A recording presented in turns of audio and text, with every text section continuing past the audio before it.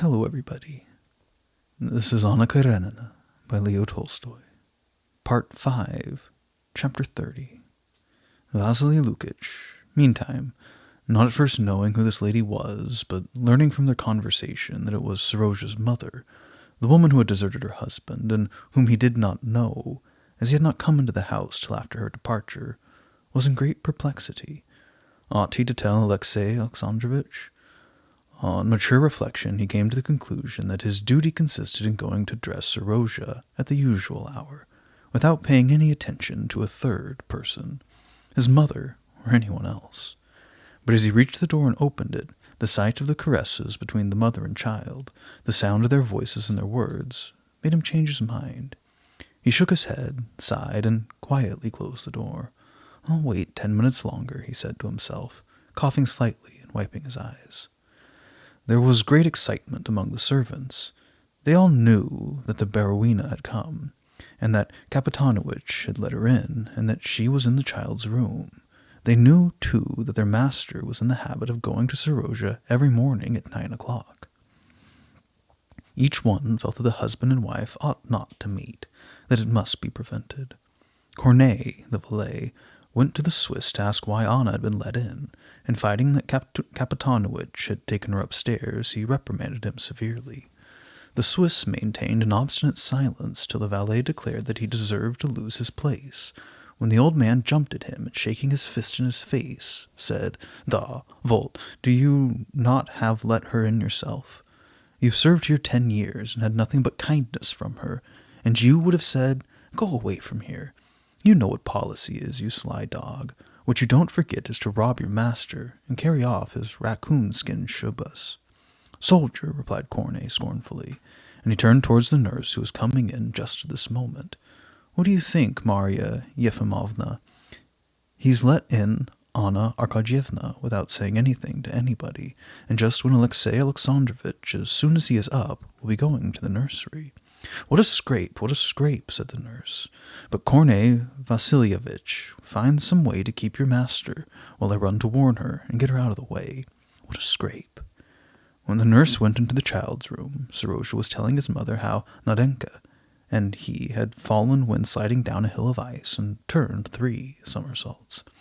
Anna was listening to the sound of her son's voice, looking at his face, watching the play of his features, feeling his little arms, but not hearing a word that he said. She must go away. She must leave him. This alone she understood and felt. She had heard Vasily Lukich's steps and his little discreet cough as he came to the door, and now she heard the nurse coming in, but unable to move or to speak, she remained as fixed as a statue. "Baruina, Golubchika," said the nurse, coming up to Anna and kissing her hands and her shoulders. "God sent this joy for our birthday celebration. You're not charged at all." "Ah, nurse, my dear, I didn't know that you were in the house," said Anna, coming to herself. "I don't live here. I live with my daughter. I came to give my best wishes to Serozha, Anna Arkadyevna Golubchika." The nurse suddenly began to weep and to kiss Anna's hand. Serozha, with bright, joyful eyes, and holding his mother with one hand and the nurse with the other, was dancing in his little feet on the carpet. His old nurse's tenderness towards his mother was delightful to him. "Mamma, she comes to see me, and when she comes," he began, but he stopped short when he perceived that the nurse whispered something in his mother's ear, and that his mother's face assumed an expression of fear, and at the same time of shame. Anna went to him. "My precious," she said, but she couldn't say the word farewell, but the expression of her face said it, and he understood. "My precious, precious Kutik," she said, calling him by a pet name which she used when he was a baby. "You'll not forget me. But she couldn't say another word.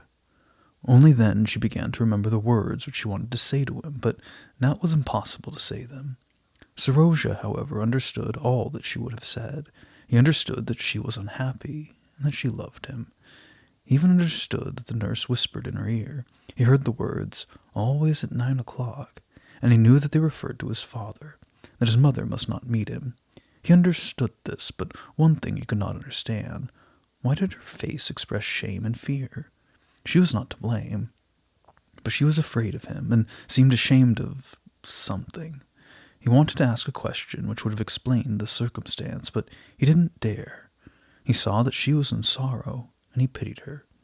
He silently clung close to her, and then he whispered, "Don't go yet. He'll not come yet a while." His mother pushed him away from her a little, in order to see if he understood the meaning of what he had said, and in the frightened expression of his face she perceived that he not only spoke of his father, but seemed to ask her how he ought to think of him. "Seroja, my dear," she said, "love him. He's better than I am, and I have been wicked to him. When you've grown up, you'll understand." "No one's better than you," cried the child, with sobs of despair, and clinging to his mother's shoulders, he squeezed her with all the force of his little trembling arms.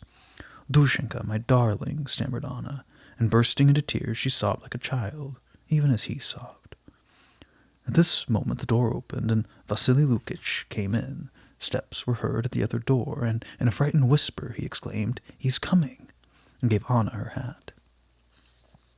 Seroja threw himself on the bed, sobbing, and covered his face with his hands. Anna took them away to kiss yet once again the tear-stained cheeks, and then with quick steps hurried from the room. Alexey Alexandrovitch met her at the door. When he saw her, he stopped and bowed his head.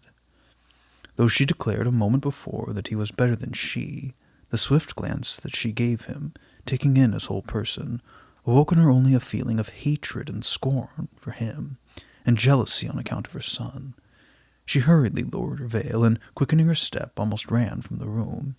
She had entirely forgotten in her haste the playthings which, on the evening before, she bought with so much love and sadness, and she took them back with her to the hotel.